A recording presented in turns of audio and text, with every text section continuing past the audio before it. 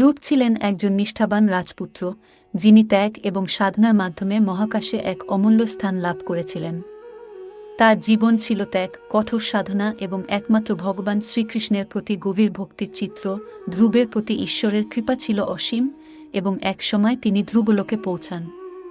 ধ্রুবলোক, যাকে ধ্রুবের সারথি নাম দেওয়া হয়েছিল, ছিল সেই আধ্যাত্মিক আকাশলোক যেখানে মহাকাশের নক্ষত্রদের আত্মা বিরাজমান। এই স্থানটি ছিল শ্রীকৃষ্ণের ইচ্ছা ও কৃপার প্রতিফলন। ধ্রুবর জীবন ছিল একদম আধ্যাত্মিক পরিশ্রমের। একদা তিনি শৈশবে রাজ্য থেকে বিতাড়িত হয়ে গভীর বনের মধ্যে এক কঠোর তপস্যা শুরু করেন। তার একমাত্র উদ্দেশ্য ছিল ভগবান শ্রীকৃষ্ণের দর্শন লাভ করা। তার ত্যাগ ও ভক্তি দেখে শ্রীকৃষ্ণ তাকে আশীর্বাদ দিয়েছিলেন এবং তাকে ধ্রুবলোকে স্থান দিয়ে তার জীবনের পরিণতি পূর্ণ করেছিলেন। ধ্রুবলোককে ধ্রুবের সারথি নাম দেওয়ার মূল উদ্দেশ্য ছিল এই যে, ধ্রুব শ্রীকৃষ্ণের ইচ্ছার সারথি ছিলেন, যিনি তার কঠোর সাধনার মাধ্যমে ঈশ্বরের আশীর্বাদ লাভ করেছিলেন। ধ্রুবলোকে স্থান পেয়ে ধ্রুব একদিন শ্রীকৃষ্ণের সঙ্গে সাক্ষাৎ করতে আসেন। শ্রীকৃষ্ণ তার দিকে তাকিয়ে বলেন, ধ্রুব, তুমি আমার সন্তুষ্টি ও দয়ার প্রতীক।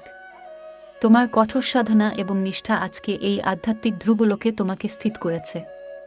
ধ্রুবের সারথি হওয়া মানে শুধু এক স্থান লাভ নয়, বরং নিজের আত্মার একটি নিরন্তর পথের দিকে এগিয়ে যাওয়া। ধ্রুব গভীর শ্রদ্ধায় শ্রীকৃষ্ণের পায়ে মাথা নত করে এবং তার হৃদয়ের সমস্ত ভক্তি দিয়ে শ্রীকৃষ্ণের আশীর্বাদ লাভ করেন।